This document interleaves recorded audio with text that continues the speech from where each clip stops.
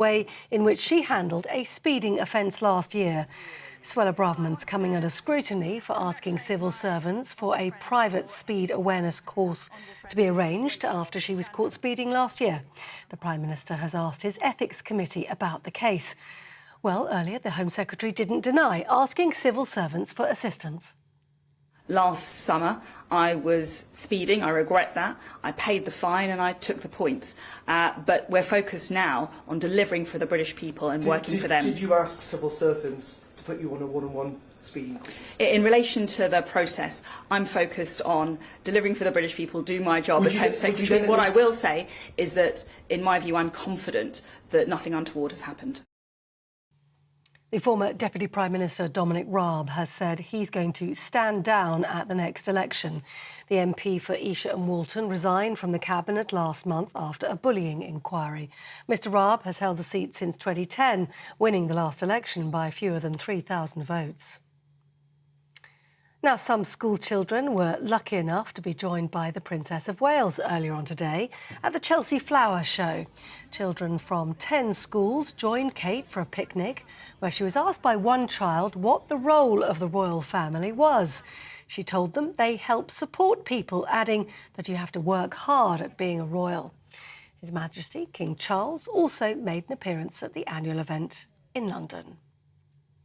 And lastly, a bus driver from Devon has cashed in a £1 million prize from a lottery scratch card. Steve Goodwin picking up the winning ticket from a shop in South Devon whilst he was waiting for a kebab to be cooked. The lucky winner says he's going to use the money to buy a house and he might take a few holidays, but he still plans to keep driving buses. On TV, online, DAB+ radio and the TuneIn app. This is GB News, Britain's news channel.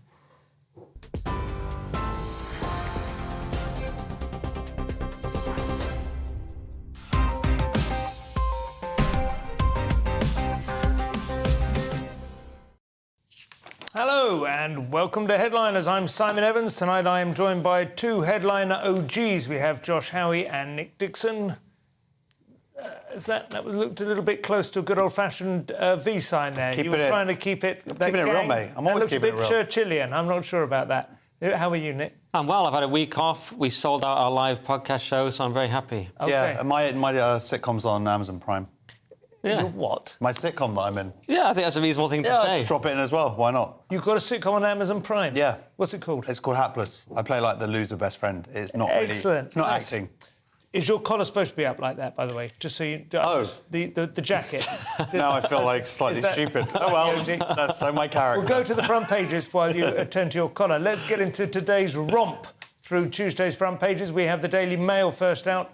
Of the Traps, revealed plot to drive out equality chief who's standing up for women. That sounds like a lavatory issue. The Telegraph, London left behind by financial rival cities, unnamed. The Guardian, thousands of hospital staff report claims of sexual abuse by patients. The Sun has Maddie, riddle of the lake, just when you think you've heard the last. The Daily Mirror, Maddie cops search lake. The Daily Star, Maddie cops dig at reservoir. So Maddie on 3 front pages there. Really quite the comeback. Those were Tuesday's front pages.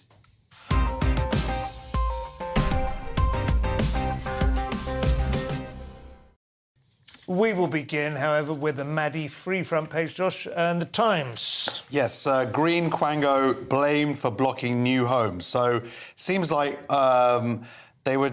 Obviously, the government and many governments have been trying to build more homes for ages, but about half of the 250,000 that were meant to be built were blocked through this one particular organisation called Natural England, which is a sort of subset of the Department of Environment, Food and Rural Affairs.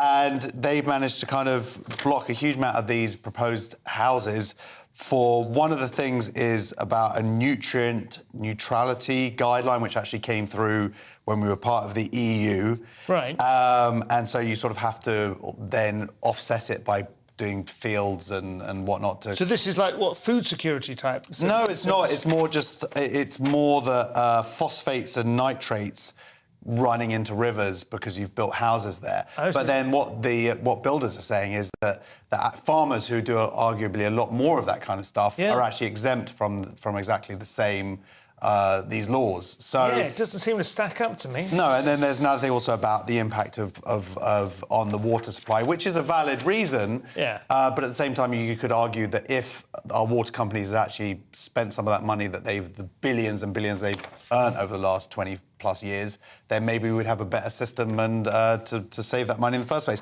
But the age-old problem is not enough houses are being built. What do you think, Nick? Natural England? That sounds like a front for a very... I think it could be like a white supremacist organisation, doesn't it? Well, I was going to say, I wasn't going to go that far, but I was going to say that I'm struggling to find the most reactionary angle, because obviously I don't like eco-zealotry, but at the same time, I'm from the country and obviously don't like people, coming there and building houses. But, of course, as Josh says, we do need houses. We have far too many regulations. Also, immigration's another way of dealing with it. We're about to see these crazy net immigration figures. But, yeah, it does seem a bit like a bit of eco-madness. Although sometimes, as a general point, when people say, there's all that green belt to build on, it's like, do you mean our country? Sometimes they just mean, you can't fill every part of the country. But this does seem a bit bonkers. We have, I remember seeing a book in, there are other ways to experience this information, but there was a book in a bookshop once that had, satellite images of Britain. It was just page after page after page of, if you tore them all out, you'd have a... Got Google Maps now. Yeah, exactly. Yeah. But this was large scale, so you could see it a bit more. I guess the same thing would be on a large monitor. It is extraordinarily green, is my point. It is so absurdly green.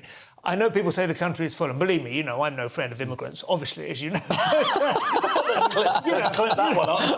You don't get to sit in this chair. I look forward to seeing it on Matthew Sweet's feed tomorrow. There are all kinds of concerns about immigration, but I don't believe that the country is full is one of them, to be honest. But I do think, obviously, you then have to go, well, you can't build on floodplains, you have to be concerned about certain but the other green aspects, belt is an artificial construction to keep house prices up. It is, certainly within London. Yeah, well, maybe not to keep prices up initially. I think it was a genuine... No, sure, but that's what it's become, and that's why Conservative government has never been able to get rid of it, because that's essentially their that's why Labour are coming in and saying we'll build on it. It's the one thing that provides anything approaching a feel-good factor for the last 20 years, isn't it? Is watching house prices go up. If you remove that... Not for me. Not for you, yeah.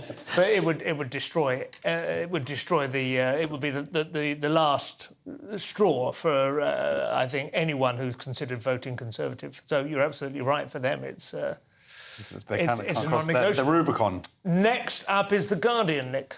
Yeah, The Guardian have this very disturbing story. Thousands of hospital staff report claims of sexual abuse by patients. And you sort of think, you sort of vaguely imagine it's going to be the other way around. But patients are now abused. Not that that's common necessarily, but, people can abuse authority. But patients are sort of sexually abusing staff. And there's more than 20,000 alleged incidents of sexual violence and sexual misconduct by patients on hospital staff in the 5 years to 2022. So they include rape, sexual assault, harassment, stalking, and sexualised remarks. There's a bizarre example here where someone's giving someone a close-up eye examination, and the person starts licking his lips and rubbing himself. Imagine having to deal with that. Where we work with Lewis, but this is even worse. And it's crazy. We found out recently they were having to wear body cams, or it was suggested they would wear body cams to deal with this kind of thing. So just a bizarre, broken Britain story. That is really horrific, isn't it? It's funny, we used to sort of think of a bit of flirtatious business between the patient and the nurse as a... Well, you had carry-on nurses. And then when you're actually confronted with it, you suddenly go, oh, my, that's horrific. Yeah. Because I would imagine in most circumstances as well, these people are probably... I don't know, maybe I'm projecting, but I imagine they're not kind of, how can I put it, conventionally in a kind of great way to begin with. Do you know what I mean? It would be just that little bit worse. But just that little bit. Well, they're coming into hospital, presumably already. Sick people, disgusting sick people with their perversions, drugged up or whatever. I just wonder whether it is something to do with that. Whether it is a certain craziness that might come, or a reduction of. Your internal filters. I guess also, there's going to be a lot of mental health issues, I think, but there's also going to be people in physically intimate spaces with them, Yeah, as this yeah. woman says, in a very enclosed space with somebody, no one else around. Adjacent. It's obviously So wrong. what's it going to be? Body cams and mace, I guess? That's the, I don't know. the I basic mean, unless kit. we can actually get people to behave themselves, I mean, that seems to be. And there's another thing here about, there's a picture of Jude Law, which is my personal obsession, is his... You can't actually see it, I'm going to move out the way, but actually, this is perfect. If I go like that, Yeah. you can see our... Doesn't look like Jude Law. Well, no, Is but we actually- had our hairlines, they used to be the same. Did they really? And now...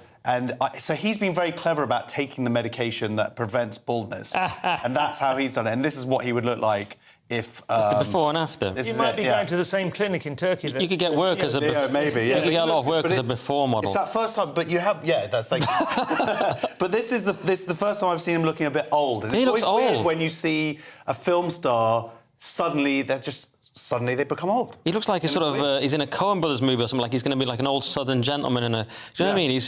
And he's playing John Henry Hurt, VIII. sort of John Hurt Yeah. vibe, yeah. He's playing Henry VIII, so that isn't presumably the topiary that he's had to grow for the part. So Right, he's no. gone for that This is moustache his- for his own... Henry VIII should be a lot fatter though, shouldn't he? Really? Oh, yeah, well, they say that he put on a lot of weight for this. But this is Cannes Film He Festival looks more going on like at the Oswald moment. Mosley or something in that. Anyway, can we have a look at the Telegraph? Yes, so London left behind by financial rival cities. This is actually a big story because we're not just talking about that. You know, I've sort of saw the headline and thinking, oh, they're talking about Brexit and investment going elsewhere. No, what they're really talking about is the pension fund. So this is Nigel Wilson. He's Chief Executive Officer of Legal and General. And basically what's happened is in this country, and it's got nothing to do with Brexit really, is we are not investing enough of our money into shares. And he argues, rightly so, that we have an amazing sort of university system which is creating lots of innovation with new companies and tech companies and whatnot, and the pension funds are instead going for the safe stuff like bonds, which have lower returns but are safe, rather than investing into the company. So there's been this massive drop-off over the last sort of 20 years of how much the percentage of our pensions that have been invested into those companies. And he argues, and it sounds from reading this that he sounds right, that we're missing out and our pensions are missing out, and that's a real danger for us all, because if people's pensions aren't enough to sustain them, and as we have the sort of worsening pension crisis coming around the corner, there's an issue here. So then they're going to talk about how this can be resolved, and one of the things they say is about forcing these retirement schemes to invest a proportion of their capital. But then the argument goes, do we really need more regulation? Well, I was going to say, I mean, it's interesting that you're taking it. I haven't read the whole story, but the headline certainly seems to be talking about stifling rules and costly political meddling, whereas you seem to be advocating. Well, that's what he gets to at the end of the article. And all the way to the end. Yeah. It's misguided political interventions, like so many bad things. It goes back to Gordon Brown. It goes all back to Gordon Brown's tax rate on pensions. Greatest Prime Minister. So we can blame it on Brown, which is good. What about the Mail, Nick? Yes, the Mail. Well, this is a very annoying story for sane people. So it's revealed plot to drive out equality chief who's standing up for women. So this is Baroness Faulkner, who is being driven out, it seems, in a sort of what they're calling a witch hunt, and it does sound like that. They're saying she is the woman breaking woke, and now they're trying to break her.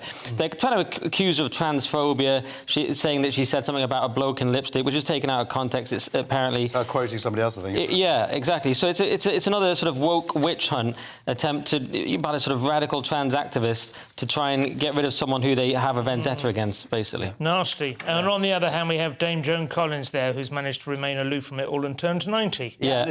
I watched a video about 20 years ago of her putting on makeup. There's an hour-and-a-half VHS video which is her makeup regime. It's the best hour and a half I've ever seen in my life. It's just like an early YouTube tutorial. She was a pioneer. Yeah, and of course we've got Schofield, but it looks like you're trying to move on and not mention him. But, you know, it's Nadine Dorris saying, sorry, but I don't feel a shred of pity, for Schofield. And they have, of course, just got rid of him very brutally with two still photos. He's gone. I agree with Nadine, although I don't think a shred is the smaller unit of pity. I'm not sure that she's got the right terminology there. What would you go with? An ounce? Do you know why he's gone? Like, do you know the real reasons why he's gone? I know some reasons, but I don't know what we're allowed to say. But there's a lot of bad stuff, and it's all going to come out. Stuff, eh? Yeah, it's bad stuff, Josh. I'm sure we'll be on it as soon as it's been cleared by the lawyers. That's the front page is done. Tune in after the break. We will discuss Suella Braverman's speeding, Gary Lineker's backlash to a recent Human Rights Award, and a bid to turn off the red lights in London at night. You won't want to miss it. That's in a couple of minutes. See you then. It's all about family, being in people's living rooms, all the interaction and getting to know who our viewers and listeners are. When I was young, my dad used to say, "Nana, stop arguing." I wanted an outlet that would enable me to give my opinion. People are going through a really hard time right now, and I know that you don't feel like you're being listened to by the establishment. I came to GB News because it's the People's Channel, and I want the audience to have their say on the events of the day. We're dynamic. We do something different. Democracy shows that the wisdom of the nation is in its people. I get to travel to find out what the story is from a personal perspective. The British people aren't fools. We know when we're not being told the full story. We've got to work out how Britain moves forward from this. It's the best country in the world. The establishment had their chance. Now we're here to represent your views. Britain's watching. Britain's watching. Britain's watching. We're proud to be GB News. The People's Channel. Britain's news channel. So Jubes and Co, we tackle the issues of the day with real, robust debate. Both sides of the fence, battling it out with me in the middle with my forthright opinions and views. And often really interesting things happen because you start with a position and then by the end of the debate you find actually, well, I might not have thought about that one. What we need in this country is 2 new political parties. You should maybe think about doing a 2024 calendar. I'm Michelle Dewberry and I'm keeping you company right through until 7 o'clock this evening. GB News, the People's Channel, Britain's watching. Join us every night on GB News at 11 p.m. for Headliners, which is 3 top comedians going through the next day's news stories, which is exactly what you need, because when the establishment has gone crazy, you need some craziness to make sense of it. So join us 11 p.m. every night on GB News, the People's Channel, Britain's news channel. Join me, Camilla Tominey, on Sunday mornings from 9:30, taking the politicians to task and breaking out of SW1 to see how their decisions are affecting you across the UK. Bursting the Westminster bubble every Sunday morning, only on GB News, the People's Channel. Britain's watching. I'm Andrew Doyle. Join me at 7 o'clock every Sunday night for Free Speech Nation, the show where I tackle the week's biggest stories in politics and current affairs with the help of my 2 comedian panellists and a variety of special guests. Free Speech Nation, Sunday nights from 7 on GB News, the People's Channel, Britain's news channel. I'm Mark White. As GB News Home and Security Editor, I cover those key issues that are so important to you. Our authorities, our communities doing all they can to combat violent crime. With the public services under unbearable strain, why are we still failing to control our borders? Defence, the first priority of any government, has been continually hollowed out. Can we trust our politicians to protect the armed forces? Join me, Mark White, on GB News.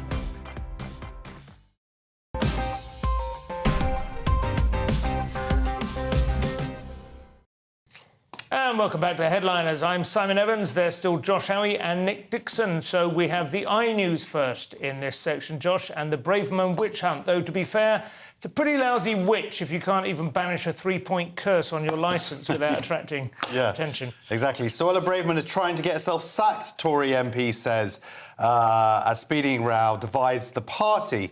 So this seems to me wheels within wheels. This is, as my erstwhile colleague here would say, 4D chess. We've got a conspiracy of back and forth and people sort of speaking against each other.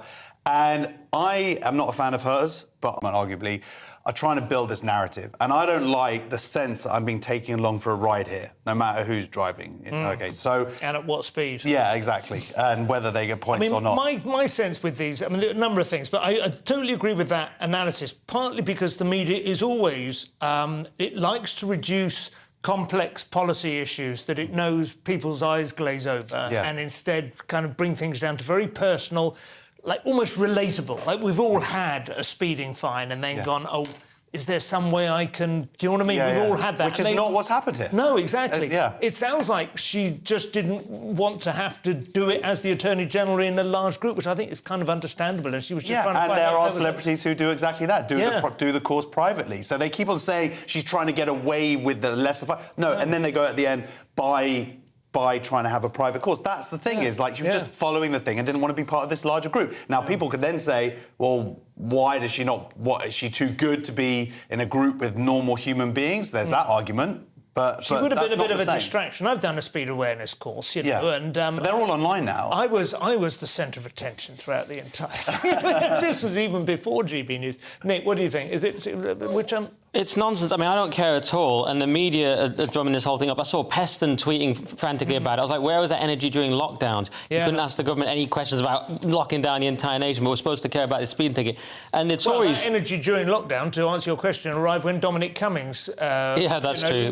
Went driving for an eye test. This is exactly again the thing. Yeah, the Tories hate Suella Braverman much more than the opposition by the looks of it. Look, I mean, they're saying here she didn't help us last week by going to speak at NatCon, as if this is terrible thing. We saw Matt Hancock talking about Danny Kruger saying that, you know, a pro-family approach is a fringe view within the Tory party. So they want to throw her under the bus because she actually is vaguely conservative. That's my take. Well, I think, no, they see her as a threat. They see that speech. And just one final thing is they're saying they keep her on side. They're not going to get rid of her because they sort of keep her on side and they want to keep the right part of the party happy, which is, of course, what Theresa May did, keeping Boris Johnson around. That didn't work out. So I feel like Sunak is damned either way. Yeah, Sunak wants to try and keep the right happy, but then all the wets in the party obviously want to just boot her out because she's vaguely conservative. It's going to be an interesting year to see if the centre will hold. Times now, Nick. Meta on a Monday, and my heart stood still. Oh, I get it, yeah. Yeah, the Times has Facebook owner Meta fined record €1.2 billion for transferring users' data to US. So this is the biggest fine issued yet. It beats Amazon's fine of €746 million from 2021. Nothing. Yeah, so, and it's been caught, the concern is that it's systematic, repetitive and continuous. So, and the funny thing is Nick Clegg has spoken out about it in a kind of weird sort of succession kind of way. The idea that Clegg sort of has anything to do... I see him as, you know, some weird succession character. Now, right? Yeah, he works for them, but I just find that weird still. But anyway, he said the decision is flawed, unjustified, and sets a dangerous precedent. But obviously, these companies are completely out of control. They're bigger than governments. They're bigger than most countries, and no one's adequately figured out how we rein them in any way. It's the Brave New World. It's like, you know, everyone says it's Brave New World, or is it 1984? The answer to that is the commercial wing is running Brave New World. The governments around the world continue to aspire to the Orwellian version.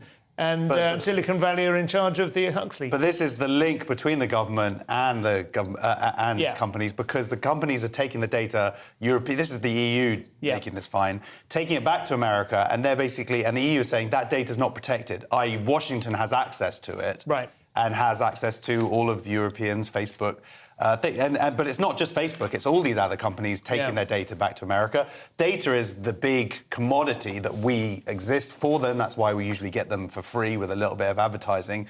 And it is a problem, but their only defence seems to be, Facebook's defence is, what about China? China's doing that. Yeah, China's doing that. It is a tricky one, isn't it? Who do you hate more, the EU or Facebook? It's really tough. Or China, it's tough. It's tough. I kind of feel everyone is giving their data away without thinking about it. I accept the adjudication or whatever, and they've obviously read into it a lot more than I have, but I have a feeling that 99% of people scroll to the bottom and click on accept your terms and conditions every single time. Yeah, but what else are we supposed to do, really? I mean, you know, but we've sold our soul to the devil at that point, haven't we? There's a great South Park episode where they do that, and then they literally sign their soul over, and they have to sort of all be joined up in the medical experiments. It's funny. So, Josh, we'll stay with the Times now, and an award for that tireless advocate for human rights, Gary Lineker. Indeed, tiresome. Gary Lineker, Human Rights Award, reignites row with the MP. So the former footballer will accept a Sport and Human Rights Award in Rome on Wednesday from Amnesty International, that wonderful anti-Semitic organisation, allegedly. And yes, so there people are saying, well, why? What's he getting this award for? And the thing is, now that he's allowed to tweet about whatever, for me personally, tweet whatever you want. This idea, I don't mind. But the idea that he's this great hero, and certainly there's sort of as this hero of asylum seekers. What did he have? 2 people come on for a PhD student for a long weekend. Or something like that. The idea is just doing the tweets isn't exactly walking the walk in that way. This is the whole world we live in. The Meghan thing, when we did the story, didn't we, about the Meghan car chase through, the middle of Manhattan at rush hour. But she was coming away from an award ceremony where, again, she was being honoured for being this kind of extraordinary role model, a template for young women and so on in Ms magazine. You think, well, what does she possibly demonstrate? Yeah, but him and sport. So, but if they wanted to give it to somebody who's actually put in their mouth where, you know, where their foot is or whatever. Sharon Davis, the swimmer, who has been fighting tirelessly for women's rights. Women are human, aren't they? They have human rights. She's been putting herself out there, losing work, getting huge abuse and whatever. She's fighting that for human rights. So that's the. But of course, they're never going to give an award to someone like that. Well, should they here not at some point have actually encountered some cost or threat or possibility of loss? Gary Lineker, in order to be... That'd be nice. Can we arrange that? Well, absolutely. But he doesn't, does he? There's no threat at all. There's no downside to it. It's just like you said, it's self-congratulatory people handing woke awards to each other, and Lineker's become this weird culture war barometer. And actually, I looked at the comments in the Times, and they were all saying, oh, this will wind up the gammons and something about Brexit. So the Times seems to have become the blob newspaper, and Gary Lineker's very much the sort of favoured blob. Like, I think it's obvious that everyone thinks Lineker's an idiot, but in my five-a-side football group in North London, they all love him. And I'm like, OK, so he's sort of... eating Walker's crisps. Yeah, I didn't think anyone could possibly find his takes, you know, interesting, but they like, no, Lineker's right. I'm like... So takes all sorts, maybe it depends whether you've been following his views on football for long enough, and maybe they just sort of smoothly allied into... No, but Gary Lineker was a hero of my childhood in Italia 90, but then you grow up and, like so many people, whether it's Savile or Schofield or Lineker, you find they're not quite what you thought. No, or the author of Northern Lights. Not that I'm accusing Lineker of anything like that, of course, just to be clear. We don't get sued. I'm just accusing him of being a bit of an idiot. London mayoral election news now in the Daily Mail, Nick, and I will tell you what, I would move back to London just to vote for this bloke. Yeah, well, it's mayoral hopeful Daniel Korski, and he's vowed to turn off red lights in London between 10 p.m. and 7 a.m. to speed up traffic and scrap 20-mile-per-hour limits, which that will be popular because those limits are absurd. Everyone knows it. Every driver knows it. Red lights, he means traffic lights, does he?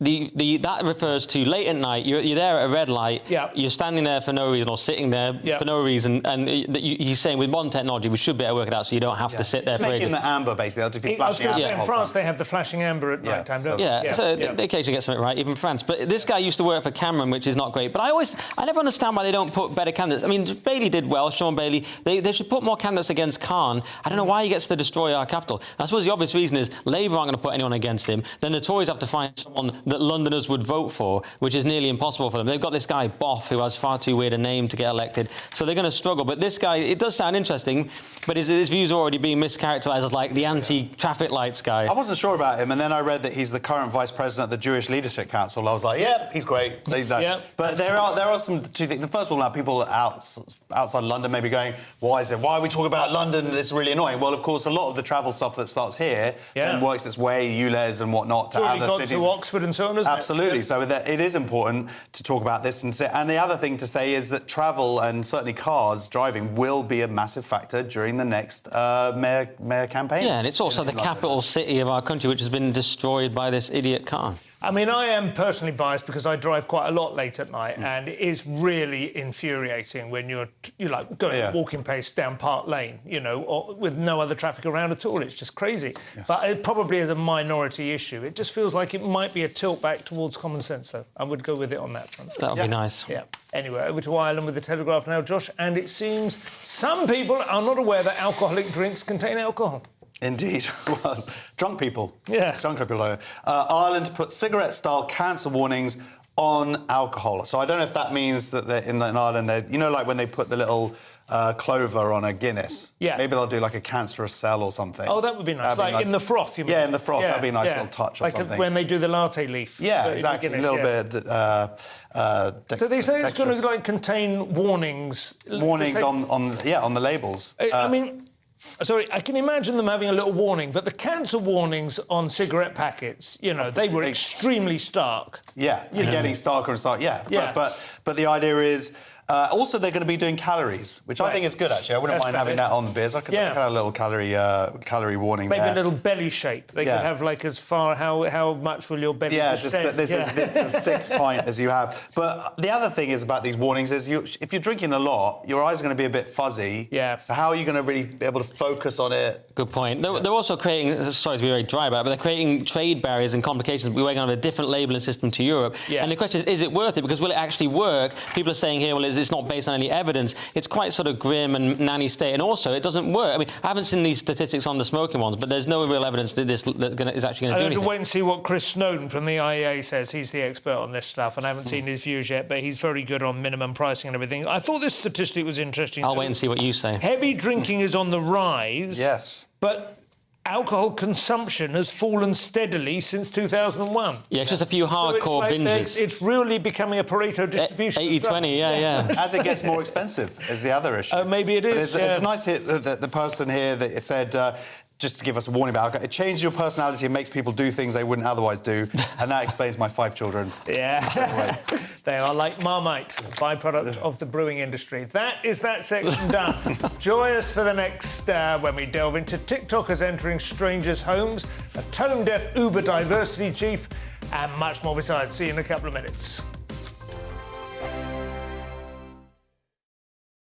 I joined GB News because I was sick and tired of not hearing my views being represented, not just mine, but so many people that I knew and spoke to. I just couldn't get my voice out there. I couldn't say anything. I couldn't do anything. Whatever the narrative was, I kind of had to follow it. GB News is there to provide a voice for those who have been ignored by the establishment media. We think different things, we've got a different style. GB News is here to be optimistic and positive about the future. It's real kind of dynamic and flowing, with the audience very much at the heart of it, like a big family.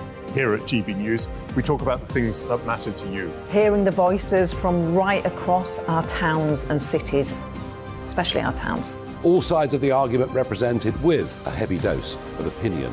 We're on a mission here to make a difference. And the GB News family really is here for you, and whatever time of day you can watch or listen. Britain's watching. Britain's watching. We're proud to be GB News. The People's Channel. Britain's news channel. Westminster is going around in ever-decreasing circles, followed by the media. Britain is broken. How on earth did we get into this mess? But more importantly, how do we get out of it? Join me at 7 p.m, Mondays to Thursdays on Farage, here on GB News. We will have open, rational debate. We've got to work out how Britain moves forward from this. Join us here on GB News, the People's Channel. Britain is watching. You've probably seen politicians interviewed 1,000 times, but we do it differently. We find out who they really are, we don't shout, we chat, and hopefully we bring a bit of light, not just heat. Did you know Kate Moss? Apparently. Do you have a pair of jeans or a pair of jeans? No, of course I don't. What would I do with them? My friends are like, oh my God, what's she doing now? Join me every Sunday at 6 for Gloria Meets, only on GB News, the People's Channel, Britain's news channel. I'm Simon Evans. Join me on GB News for Headliners at 11 p.m. What's the scoop? I'll be joined by 2 of the country's top comedians. That's right. As we take a look at tomorrow's newspapers tonight. We're going to get into trouble. If it's a big story, we'll be covering it. Spill some tea on him. There we go. But we'll also have some fun. I wouldn't stick up a bank. My father didn't love me. So anyway. Headliners every night from 11 on GB News, the People's Channel, Britain's news channel. Monday to Thursday, 9 p.m. till 11 p.m. Join me, Dan Wootton. I'll bring you the sharpest takes and hottest debates. Do you not believe in prisons? I don't believe in prisons. I'm completely stunned. I guarantee you there'll be no spin, no bias, no censorship. I actually was personally quite offended by it. And no reason to go to bed. So I guess they've always been quite woke. That's Dan Wootton tonight on TV, radio and online. Monday to Thursday from 9 p.m. till 11 p.m. on GB News. The People's Channel, Britain's news channel.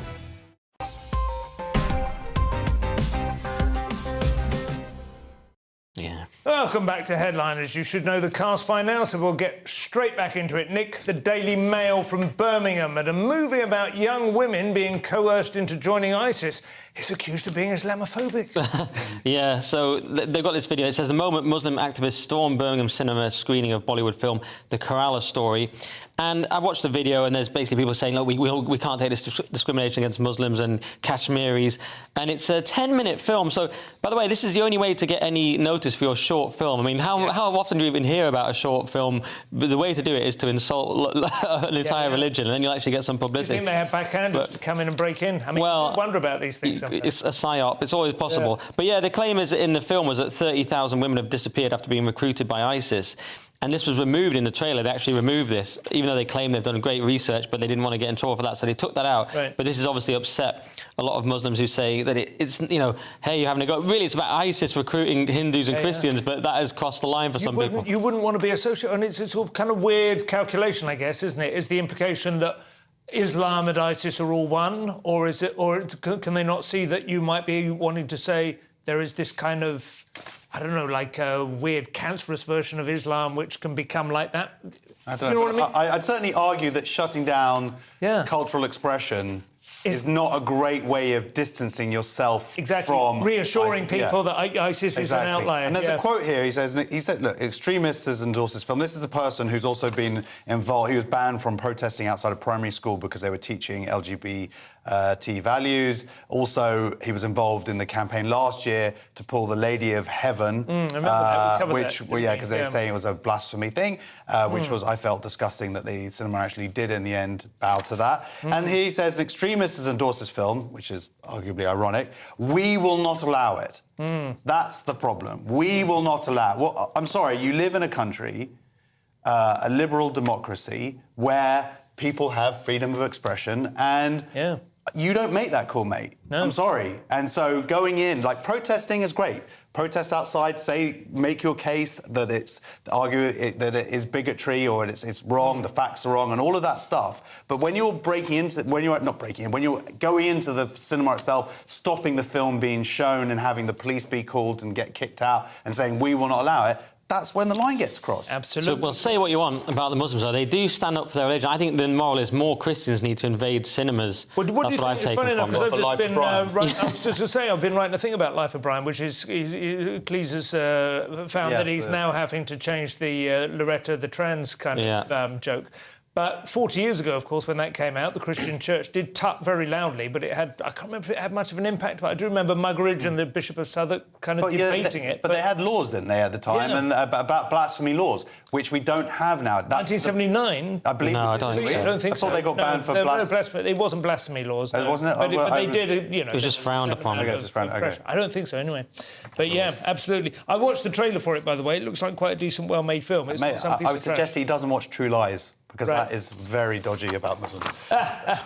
Josh, we have Scrote News now, and TikToker Mitzi is given a platform in The Independent to justify his charmless online content. Oh, indeed, more than charmless. TikToker who entered stranger's home defends the videos amid calls for his arrest, pulling a classic Ali G, is it 'cause I is black, basically, is what he said. Or he said, I'm a black male doing these things, and that's why there's such an uproar on the internet. No, mate, the reason why there's such an uproar on the internet is because your behaviour is disgusting and arguably dangerous, and has, going around and supposedly picking on Jewish people, religious Jews in, and knocking off hats, stealing hats, harassing Jewish people, and going into someone's home. And also, this is the most, watching a bunch of these videos that they've appeared on my timeline recently, going up to people saying, do you want to die? Like young girls, and stroking their hair. Do you want to die? Yeah, no. Going up to guys in the street, do you want to die? And then chasing people down. It's like... And then the joke is he's going to dye their hair, which doesn't make sense grammatically for a start, but it's not... What a great part. And there's nothing... It's obviously just menacing. It's intimidation. Yeah. There's nothing arguably dangerous about it. He went in someone's home, as I'm sure you know. It's kind of like the start of Funny Games or something. And he's saying that it's because I'm black. Actually, it's probably the opposite. He probably thinks because the police are soft, because of our PC culture, he can get away with it. But it's absolutely disgusting. And yeah, I agree with Josh. It's incentivised by TikTok, this kind of thing, obviously. Well, I argue it's incentivised by someone like Andrew Tate, because what he says here is it's the fact that they're talking about it that's important, and that's one of his lessons, isn't it? That it doesn't really matter what you say, it's all about grabbing people's attention.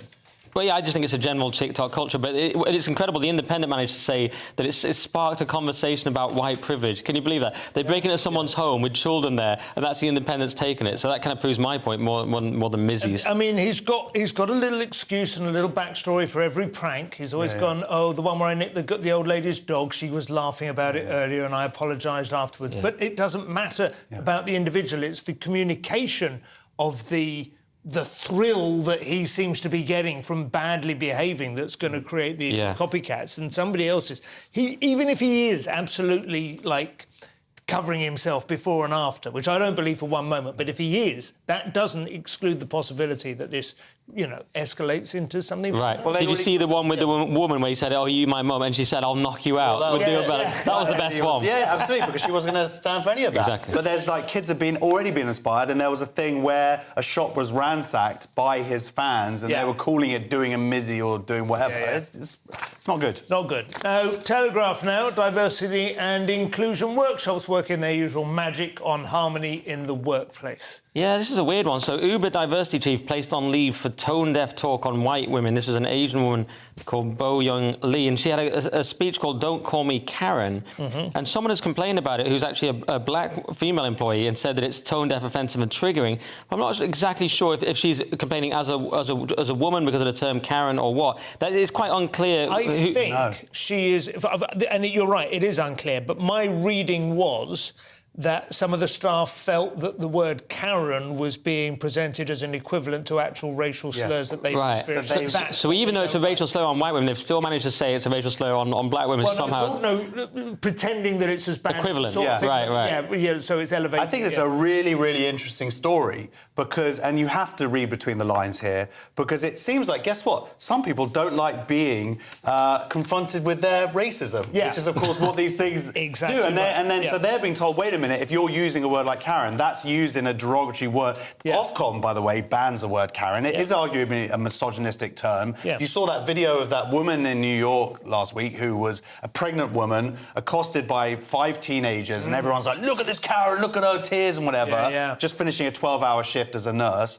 And so it arguably is a misogynistic term. So it seems like this woman, Bo Young Lee, gathered this group together to start talking about discrimination from all angles and how the Karen is a dismissive and arguably bigoted term towards white women. And it seems like what happened here is some black women went, wait a minute, I don't have a racist bone in my body, or whatever. And that's really what happened. And now she's been suspended for it. Yeah, well, she's on a leave, which maybe they'll sort it out. I mean, this is placed on leave. She was maybe we could just not have constant weird seminars about race in the workplace. That could be an idea. It never brings peace. It never brings any helped. kind of sort of tranquility, does it? It's like you just let it lie. So, wouldn't let it lie. And young people are leaving school without the skills needed to smoothly be rendered redundant by AI. Yeah, look, AI is going to kill us anyway, so who cares? What chance do we have? It does kind of seem like it's like, could you not learn how to just look after the AI and make its tea? And yeah, exactly. Just get ready for the whole of humanity to just be slaves. Employers struggle to find young people with the life skills to succeed in a workplace shaped by the transition to net zero, and AI report finds. This is with a bunch of scouts, I think, essentially. And I think it's actually reading behind the article, it seems like it's sort of done by scouts to prove why scouts is important. Because it teaches some of these leadership skills and whatnot. And my daughter, she's in the the tent at the bottom of the garden. What's the not the Scouts? Girl Guides, Brownies. Yeah, in the Brownies. And they can be in Scouts. Girls can be in Scouts. They can be in Scouts, which ruins the whole point of it. Well, they can be as long as they put a skirt on. You went full gammon there. My eldest is about to do a Duke of Edinburgh Award, and this kind of stuff is resilience, leadership. These are skills, teamwork. And so, arguably, they are a positive. And what this report is saying is that companies are looking for those skills more than the technical skills, because, of course, technical skills can be taught. Yeah. So, but there is something that's a little bit stupid here, where it says that 61% said lack of work experience meant they didn't feel prepared after starting school or university. This is of young people. But look, here's the thing, young people. No one is prepared. That's the point. You come out, you go, you try, you fail. Immediately and then you learn, and then you get better. And it is that thing, though, because my daughter is 19, be going to university later this year, and I know that's coming. She's had her gap here, and she's already bumped down. But there is that thing, especially from middle-class families. You're looked after, you're fed and watered, you're kind of, supported in through your exams, your stresses are mitigated by home cooking and everything. Sooner or later, there's going to come a point where you flap your wings and they don't work. And you just eat super noodles and have hangovers. A couple of years of that. But my favourite point here is it says our research shows a reckless disconnect between UK education policy and what the job market actually wants from new recruits. And that is true, I think. The school's not preparing people for the modern world. I employ a young lad on my podcast. He's dropped out. Well, he's not going to university, and he just learns everything on YouTube. I'm not advising kids to drop out. I mean, Did he used to work on This Morning? How dare you? Here's the fact, though, for the Scouts. Do you know this fact? Every single man that has been on the moon was an Eagle Scout. Assuming we went. An Eagle, yeah, assuming they went. Every Just single saying. man Just who for the balance, I'm just saying, some say. Join us for the final section when we discuss a marathon sex session gone wrong. The most common dating scams and the world's most miserable countries are revealed. It sounds like an uplifting last 10 minutes. I'll see you in a few minutes.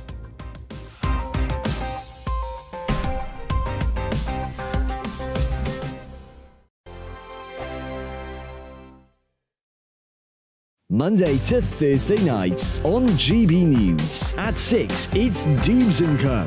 7 o'clock, Farage. At 8, join Jacob Rees-Mogg. And at 9, Dan Wootton Tonight, followed by Headliners. On TV, radio and online. This is GB News. First and foremost, I'm a GB News fan, and I was before I was working here. Just love the fact that we're asking the questions that a lot of establishment media won't ask. With a bit of a twist, we not only want to inform you, but we want to keep you entertained. It's worth the drive because you get in and the team's all ready and waiting, they're itching to go, and it's a proper little family. GB News is the People's Channel. It's the audience that makes the programme sing. We're giving our viewers and our listeners a voice. I see the thousands of your letters, tweets, emails, you name it, coming in. Britain is broken. How on earth did we get into this mess? But more importantly, how do we get out of it? The establishment had their chance. Now we're here to represent you. It's time for something different. It's time for GB News. I'm very patriotic. I believe in Britain. Our best days lie ahead. Britain's watching. Britain's watching. Join us here on GB News. The People's Channel. Britain's news channel. Join me, Patrick Christie's, Monday to Friday, 3 till 6. We tackle the day's news agenda like you've never seen before. It's high tempo, high octane, the most controversial topics, and the best guests. You will not be able to take your eyes and ears off it. I'm not afraid to ask the questions that you really want answered. 3 till 6 p.m, Monday to Friday on GB News, the People's Channel, Britain's news channel. GB News has its own late-night paper preview show, Headliners, where comedians take you through the next day's top news stories. You don't have to bother reading the newspaper, we've got it covered for you. Headliners, every night at 11 p.m, and repeated every morning at 5 a.m. We won't send you to sleep like some of the other paper review shows out there. GB News, the People's Channel, Britain's news channel. Start the day with GB News. We catch up on all the big stories you didn't hear the night before. And take a look at what the world's talking about this morning. That's right, Monday to Thursdays from 6 o'clock. It's Breakfast with Eamon and Isabel. Straight after breakfast, join us, Bev Turner and Andrew Pearce. We're going to take you through till noon. We'll be tackling the big topics of the day, including the things that the other channels just won't talk about. If it's happening here. Wake up to mornings on GB News, the People's Channel. Britain's news channel. I'm Jacob Rees-Mogg, the Member of Parliament for North East Somerset and a former government minister. For years, I've walked the corridors of power in both Westminster and the City of London. We need to have the arguments, the discussions on how we make it better. Crop failures, famine, war, suffering on a scale completely unimaginable. We are putting the cart before the horse. As Charles I said at the scaffold, he was the true defender of liberty. Yeah, I've completely derailed the conversation. Join me Monday to Thursday at 8 p.m. on GB News, Britain's news channel.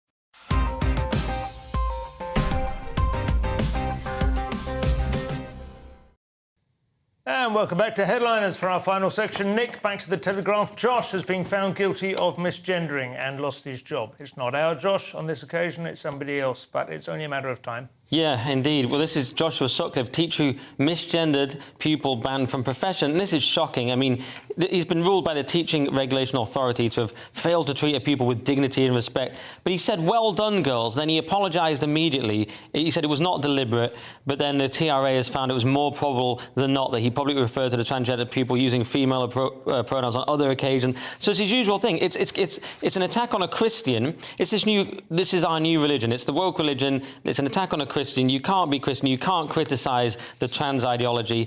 And he's been banned from teaching. He can apply for the ban to be removed in 2025. He's devastated by the ruling. And, you know, he has his own beliefs. He says, I believe affirming children in gender confusion in the classroom is psychologically damaging to them, which I believe as well. I refuse to go against my conscience and cause a child harm and refuse to apologise for that. Although he does imply earlier that when he said, well done, girls, that one was not deliberate. That was an error, but it's a little bit confusing because it sounds like those girls were being grouped as girls, in which case, why was that boy, if that's what she wants to be known as, what he wants to be known as, why was he in...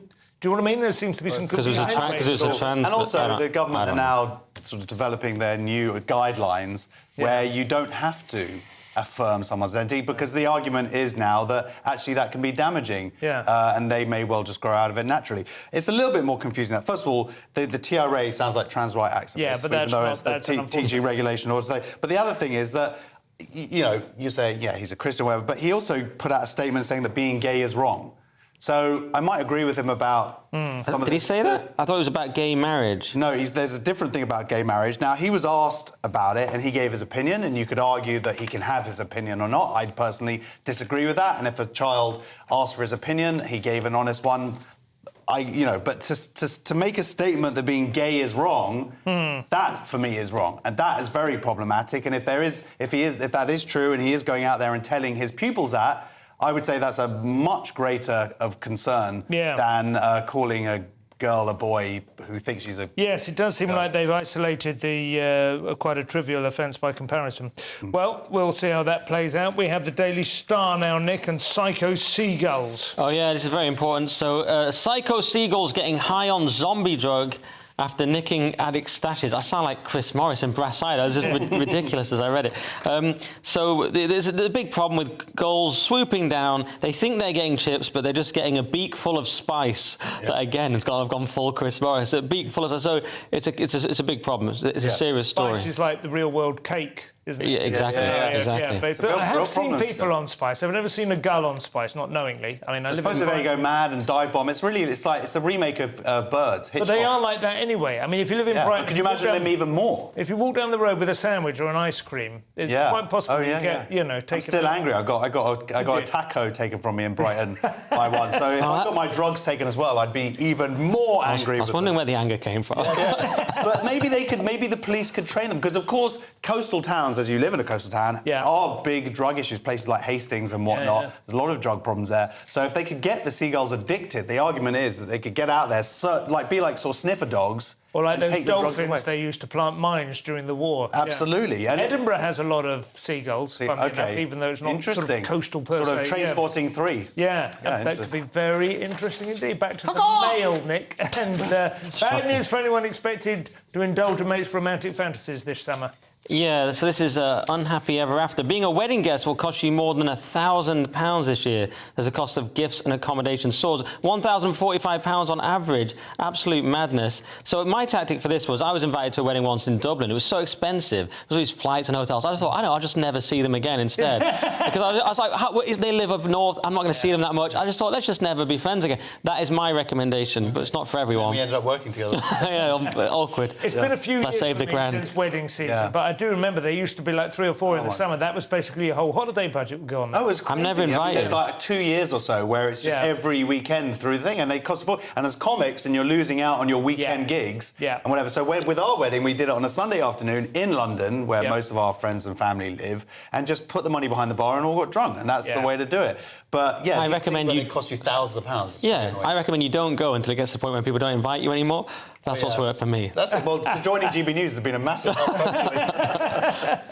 I'm feeling very guilty now. We had a semi-traditional wedding, it was 40 miles out of London, and I just realised everyone hated us. Oh, the second time we get it right, mate. Yeah. What's semi-traditional? One of you goes to the church, or...? Well, no, it was fully traditional. It was in church and everything. I just mean it wasn't, like, huge budget. She wasn't a virgin. It was in the back garden. Marky in the back garden. She wasn't what? She wasn't a virgin.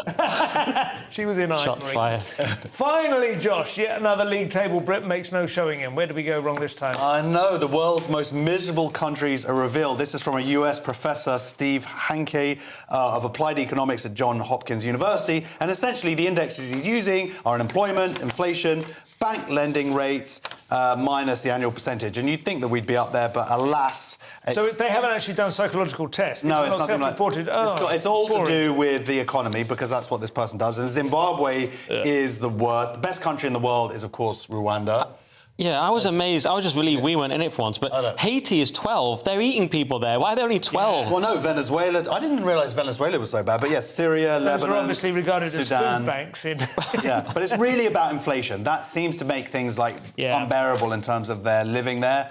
because if the economy is just that... It's unsettling, isn't it? Yeah, Certainly, yeah. Especially hyperinflation. That's, one of it. the things you don't want to be hyper. Young children and inflation. Yeah. Yeah. Well, I'm sad that they didn't have any proper psychological readouts to support that, but nevertheless, it's good that we're not in the top 20. This show is nearly over, so let's take another quick look at Tuesday's front pages. We have the Daily Mail revealed plot to drive out equality chief who's standing up for women. The Telegraph, London left behind by financial rival cities. The Guardian, thousands of hospital staff report claims of sexual abuse by patients. The Sun, Maddie, riddle of the lake. The Daily Mirror, Maddie, cops search the lake. And the Daily Star, Maddie, cops dig at reservoir. Those were your Tuesday's front pages. That's all we have time for. Thank you to my guests, Josh Howie and Nick Dixon. Join me again tomorrow. I'll be going through the news with Roger Monkhouse and Leo Kearse. We're back tomorrow at 11 p.m. So if you're watching at 5 a.m. in the meantime, stay tuned for breakfast. If that's you done for the evening, have a safe and peaceful evening's slumbers. Good night.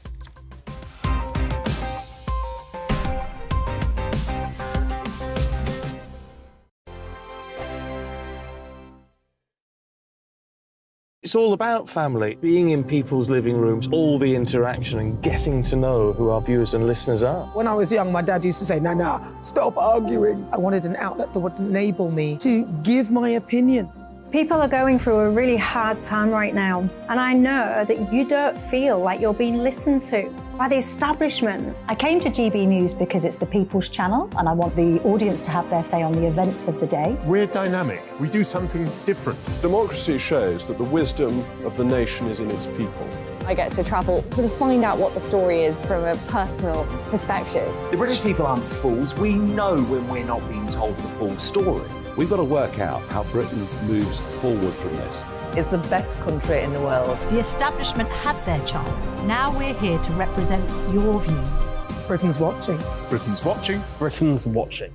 We're proud to be GB News, The People's Channel. Britain's news channel. So Jubes and Co, we tackle the issues of the day with real robust debate, both sides of the fence, battling it out with me in the middle with my forthright opinions and views. And often really interesting things happen because you start with a position and then by the end of the debate you find actually, well, I might not have thought about that one. What we need in this country is 2 new political parties. You should maybe think about doing a 2024 calendar. I'm Michelle Dewberry and I'm keeping you company right through until 7 o'clock this evening. GB News, the People's Channel, Britain's watching. Join us every night on GB News at 11 p.m. for Headliners, which is 3 top comedians going through the next day's news stories, which is exactly what you need, because when the establishment has gone crazy, you need some craziness to make sense of it. So join us 11 p.m. every night on GB News, the People's Channel, Britain's news channel. Join me, Camilla Tominey, on Sunday mornings from 9:30, taking the politicians to task and breaking out of SW1 to see how their decisions are affecting you across the UK. Bursting the Westminster bubble every Sunday morning, only on GB News, the People's Channel. Britain's watching. I'm Andrew Doyle. Join me at 7 o'clock every Sunday night for Free Speech Nation, the show where I